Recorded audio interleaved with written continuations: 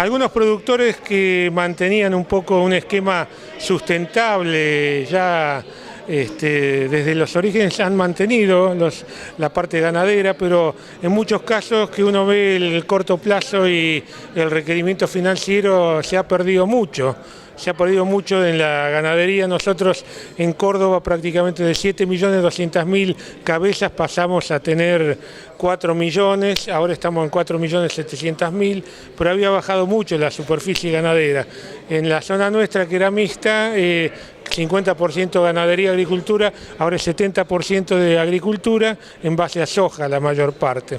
La soja tiene una ventaja financiera muy grande que no cuesta caro, es un cultivo barato, bastante seguro, con poca variabilidad de rendimiento normalmente y da un ingreso alto, pero la ganadería, cuando con alta tecnología, con buena productividad, es competitiva. Lo que pasa es que normalmente la ganadería era residual, de muy baja productividad, por ejemplo 200 kilos en el ciclo completo, cuando podrían hacerse 500 kilos, y eso hace que el resultado económico sea mucho menor a la agricultura, pero esto perjudica la falta de materia orgánica en los suelos, la estabilidad y la poca diversidad de actividades que aumenta el riesgo de la empresa. Sobre la empresa, el empresario y las posibilidades de lograr una correcta rentabilidad, nos habla un experto en ganadería.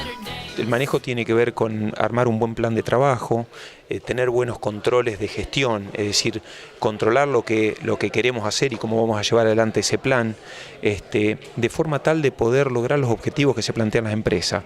Muchos empresarios o productores ganaderos que no llegan a tener una empresa consolidada o grande o con una estructura muy grande, no le dan tanta bolilla a estas cosas y se manejan en forma unipersonal y muchas veces, yo no diría en forma desordenada, pero sí medio que el viento lo lleva para donde va. Es muy importante que se fijen objetivos y que trabajen para poder cumplirlos, porque a partir de ahí es donde se puede lograr la eficiencia, aumentar los niveles de producción, bajar los costos de producción, y eso se ve normalmente que la mayoría de las empresas tiene algún tipo de déficit en esta materia. Muy buenos productores agrícolas que tienen empresas mixtas son muy malos productores ganaderos. Entonces el mismo empresario que hace agricultura por ambiente en lo que es la parte de producción de cultivos es muy desordenado en lo que refiere a la parte de producción ganadera. Entonces llama la atención. Son dos actividades completamente distintas, son dos actividades que habitualmente para el productor tienen también un rol distinto dentro de la empresa. Uno sabe que si en la agricultura no es eficiente y gana plata, normalmente el quebranto es muy rápido y lo ve en el bolsillo a los 6 meses. En ganadería, si no es muy eficiente y no gana plata, muchas veces no se da cuenta. La inflación que hay en Argentina muchas veces va licuando todas esas ineficiencias. Entonces son dos formas de trabajo distintas ante una misma persona que es un productor que tiende a hacer muy bien las cosas en agricultura y no tan bien en ganadería. Una ganadería sana y rentable necesita de una buena pastura. Sobre cómo preparar el equipo de trabajo para manejarlas y cuál debe ser su nutrición en la palabra de 2 integrantes del INTA. Entonces, en muchas oportunidades hay que arrancar de cero con un chico joven y hay que empezar a formarlo y capacitarlo y motivarlo y acompañar a su familia, porque si vive en el campo y las distancias y la falta de comodidades, entonces hay que darle elementos para que pueda trabajar y bien. Bueno, la idea sería de que las capacitaciones se desarrollen en grupos, o sea que haya en una región, en un pueblo, un grupo de productores, junto con a lo mejor con la colaboración del INTA o de una cooperativa, tratar de empezar a armar encuentros de capacitación de personal sobre distintas temáticas. Por ejemplo, un curso sobre manejo de alambre eléctrico. Bueno, entonces hay que buscar a un profesional o un productor que sepa manejar bien el alambre eléctrico y darle las nociones de cómo se maneja bien el alambre eléctrico. Y a lo mejor visitando campos, distintos campos, con el grupo de empleados que necesitan capacitarse. En la medida que el empleado empieza a recibir capacitación, se anima a hablar, a opinar, a intercambiar.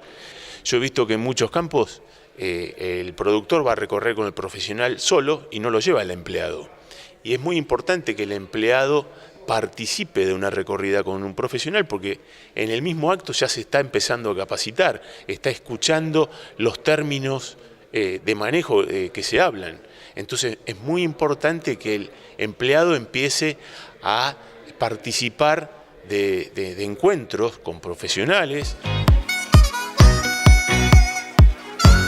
La nutrición de pasturas tuvo su destacada presencia en el temario. Para poder hacer un buen forraje, una buena alfalfa, tenemos que tratar de darle todas las condiciones para su crecimiento. Y una de las condiciones que tenemos en los suelos nuestros, que tienen deficiencias químicas bastante importantes, es poder, que tenemos deficiencia de fósforo, de nitrógeno, materia orgánica, es poder darle las condiciones para que éstas puedan producir.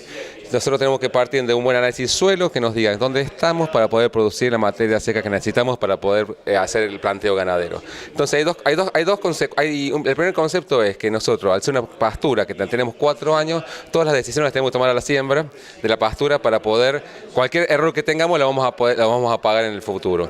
Y dos decisiones importantes: una buena fertilización de base con fósforo o azufre, por ejemplo, o una corrección del pH en el caso de que sea necesario de acuerdo al análisis del suelo, y una buena inoculación que nos provea el nitrógeno que es necesario para el crecimiento de la alfalfa. En los estudios del INTA han mostrado que aproximadamente un 65% del nitrógeno que requiere la alfalfa, que es mucho, son casi 27 kilos de nitrógeno por tonelada que produce, proviene de la fijación biológica. Entonces, si aseguramos eso de la siembra, de la pastura, nosotros nos aseguramos una buena condiciones para que ésta sea exitosa. La segunda historia es que toda pastura declina en su producción al cabo del tercer, cuarto año, y lo que se ha visto generalmente es que una pastura que viene bien fertilizada, que bien nutrida, esa caída es mucho menor que una pastura que no está nutrida. Entonces nos da un poco más de persistencia y un poco más de durabilidad esa pastura que va a estar en forraje.